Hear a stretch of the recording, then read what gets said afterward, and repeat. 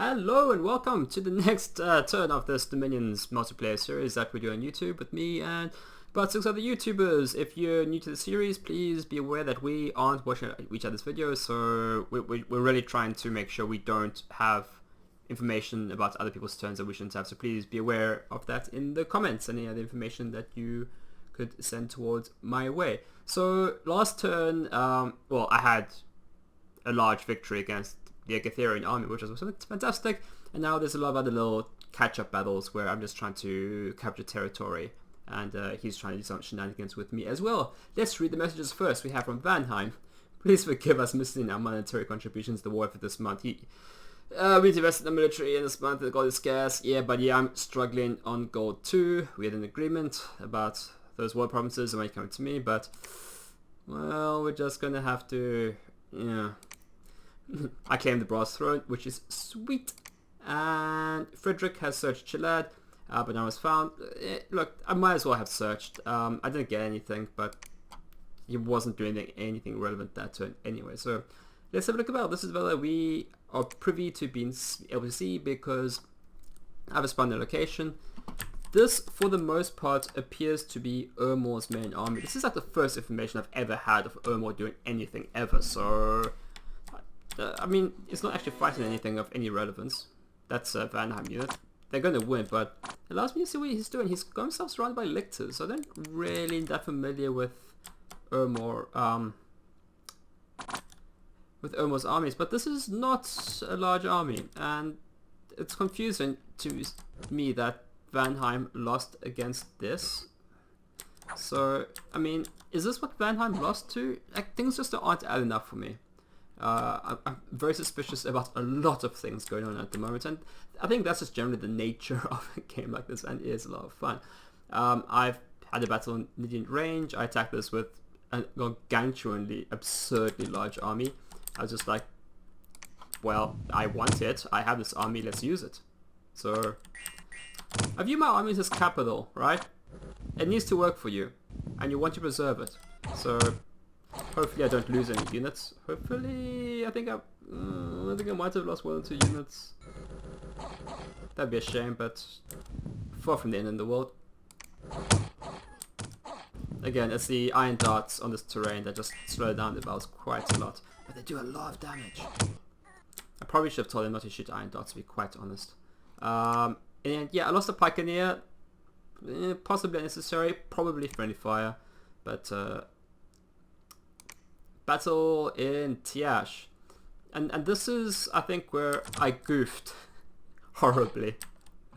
Oh dear. Okay, so this is a mercenary army, so I'm not that concerned. I kind of said like, yeah, attack. I just did my whole default thing. This is a small little province of fence. He'll easily be able to handle it. He has this big ass huge war elephant, but being the fool I am, I told the war elephant to stay behind troops. Don't fight is basically an instruction I told the big fighting unit. So, I mean, this one's totally on me. The mannequins or foul spawn. I mean, they kill stuff, they do damage, but they die a lot too. And, like, these guys are routing, so, like, it was kind of close, but now the big fighting unit didn't even do a thing, which, oh jeez, like, I goofed, that was totally on me.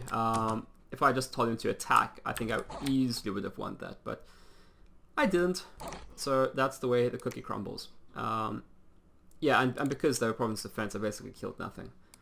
So that was a shame. Iron range, is this another walkover? It might have been. So this is just a hodgepodge of units that I had independence with this really, really tiny mercenary army, and did like 3 units here. I really wasn't sure what Agatha was going to do, if it was going to just beef up the province defense to try and defend, but he didn't. So, I mean, I didn't really lose anything. I couldn't really have sent any other forces to Tiash, there just wasn't anything in the range, so yeah, and then he attacks me in the sinks. So this is where I get a good view of the infantry that he had here. This is, look, it's a force. This is what I had here, nothing to really show up to it. I'm probably overreacting to this in the next current turn, but yeah, I don't want this force to be able to run around forever in my back lines. So Oh geez, I mean this just looks like a mess. There are so many things going on over here. So let me try and explain what's going on. Let's start with this. Well, let's start with me building a castle here, because this is probably my biggest concern at the moment. For the first time I've actually realized, especially after destroying Agatha's castle and how I just like took the province and destroyed it. If I lose this, it's just obviously such a horribly tragic loss that I don't even want to even think about it. There are two ways I can lose this province, as far as I can tell. This army manages to walk there and I don't stop him. He can either go here or here, and he's got one route. He's got here and then he goes here in the next turn, so I'm probably overreacting. This province, because of previous turns, this goes all the way back to Asphodel when he was running around in my rear lines. I really beefed up the province defense and I was willing to spend the money because I get heavy cavalry in the province defense here, and this makes money spent specifically on this province so much more cost effective because you get heavy cav. You wouldn't get this in many other provinces. So this, for the money I'm getting very good value here. So I'm just, and then I'm also moving this army up here of independence as well. And together, yeah, I can't put them in here because of, but anyways. So together, I think this province is safe against him. If he goes here, I'm sending this force here, Alfred, with his lot. He's got a whole bunch of stuff. He collected the war dogs that retreated from the big battle that happened to be the province. So 65 units in here, the province defense should be able to handle if he goes attacks here.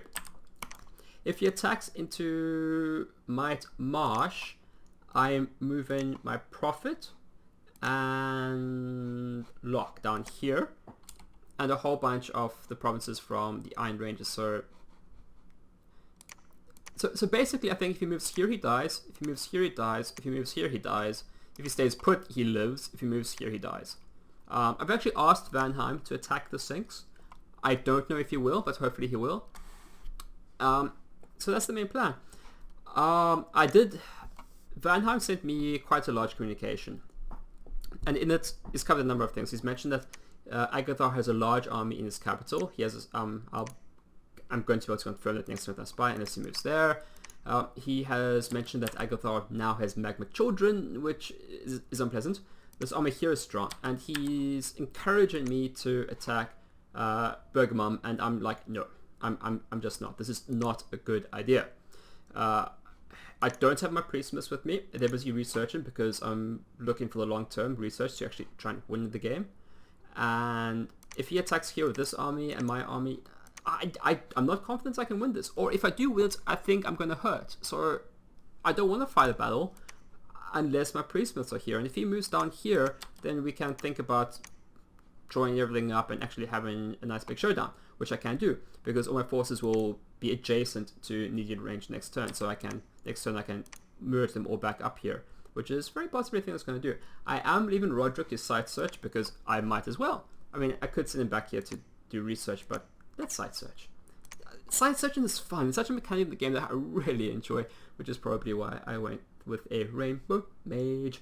So the orders here, I've totally told Roderick to just... I thought I had told him to retreat.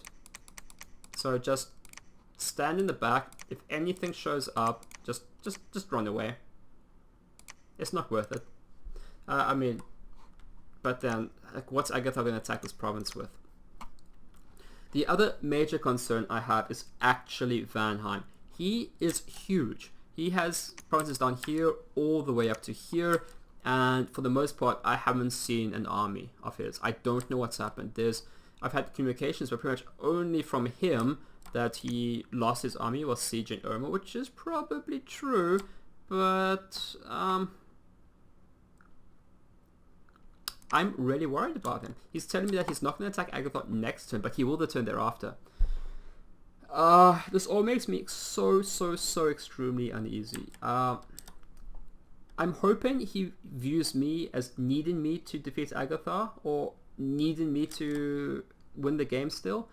At some point the backstab is going to come for sure, but is it soon? And further to that point, he asked me, because he seems very concerned about, are you building a castle? Are you building a castle? We want to give you some money to build a castle.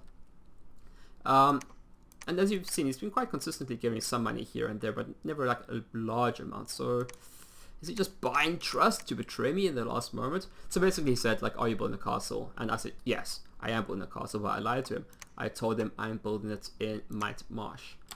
Because Van Damme has the ability to, I think he's got stealthy units and he can jump them in, and if I told him,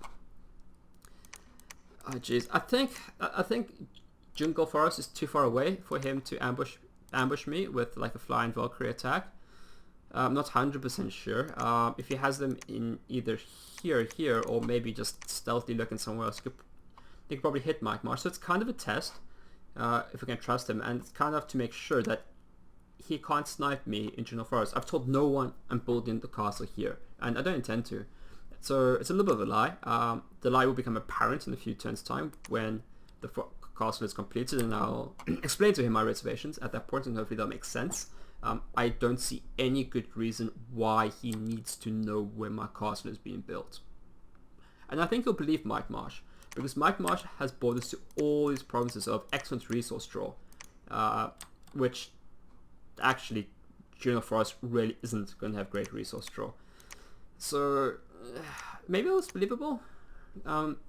Maybe that's a little bit questionable. Hey, why did you build a castle where you can't get many resources for such a resource intense race? And I'm like, well, I want to defend the throne, because that's how we win games. And to be fair, the priestsmiths and the mastersmiths do give a resource bonus, so there is that too. So in order to afford the extra province defense here, and I bumped up province defense here, not too much, but it wasn't nothing. So if maybe he just, I don't know, if there is a tiny small event that, hey, some rebels attack, maybe a miracle will happen and I won't lose the castle. But if I do get a lucky event with Jungle Forest, I'll probably lose the castle.